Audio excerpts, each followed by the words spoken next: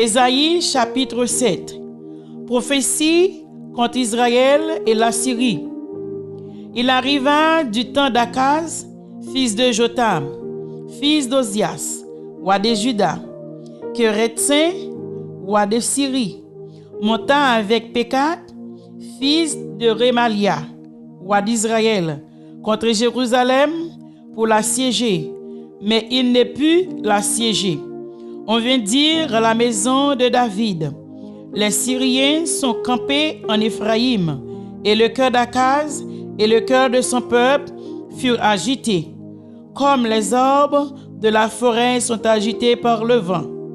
Alors l'Éternel dit à Ésaïe: va à la rencontre d'Akaz, toi et Shir-Shabush, ton fils, vers l'extrémité de l'aqueduc, de l'étang supérieur, sur la route du champ du Foulon, et dis-lui: sois tranquille, ne crains rien, et que ton cœur ne s'alarme pas devant ces deux bouts de tison fumante, devant la colère des Rétzins et de la Syrie, et du fils de Remalia, de ce que la Syrie me dit du mal contre toi, de ce qu'Éphraïm et le fils de Remalia disent.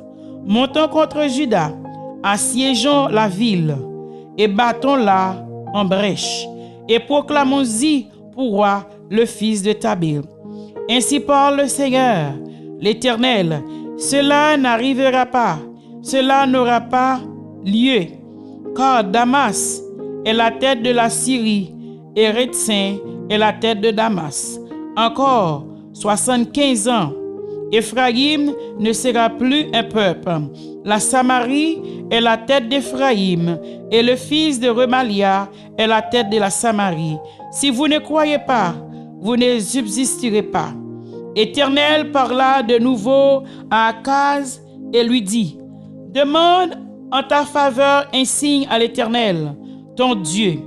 Demande-le, soit dans les lieux bas, soit dans les lieux élevés. Akaz répondit: je ne demanderai rien, je ne tenterai pas l'Éternel. Ésaïe dit alors: écoutez donc, maison de David, est-ce trop peu pour vous de laisser la patience des hommes, que vous laissiez encore celle de mon Dieu? C'est pourquoi le Seigneur lui-même vous donnera un signe. Voici, la jeune fille deviendra enceinte, elle enfantera un fils, et elle lui donnera le nom d'Emmanuel.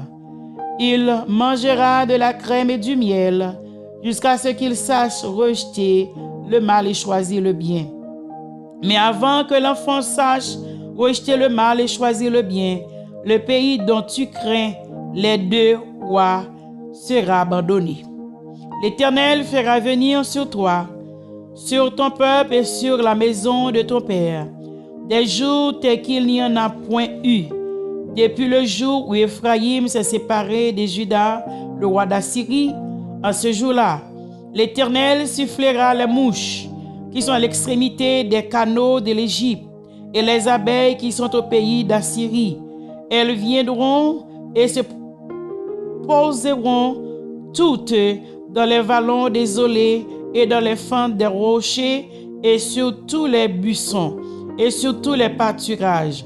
En ce jour-là, le Seigneur rasera avec un rasoir pris à l'ouvrage au-delà du fleuve, avec le roi d'Assyrie, la tête et le poil des pieds. Il enlèvera aussi la barbe. En ce jour-là, chacun entretiendra une jeune vache et 2 brebis. Et il y aura une telle abondance de lait qu'on mangera de la crème, car c'est de crème et de miel que se nourriront tous ceux qui seront restés dans le pays. En ce jour-là, tout lieu qui contiendra 1000 ceps de vigne, valant 1000 cycles d'argent, sera livré aux ronces et aux épines. On y entrera avec les flèches et avec l'orgue, car tout le pays ne sera que ronces et épines. Et toutes les montagnes que l'on cultivait avec la bêche ne seront plus fréquentées par crainte des ronces et des épines. On y lâchera le bé et la brebis enfoulera le sol. Parole du Seigneur. En toutes les montagnes que l'on cultivait avec la bêche ne seront plus fréquentées par crainte de ronces et des épines. On y lâchera le bœuf et la brebis enfoulera le sol. Parole du Seigneur. Que l'Éternel ait béni cette portion de l'Écriture pour l'édification commune de nos âmes. Shalom, shalom.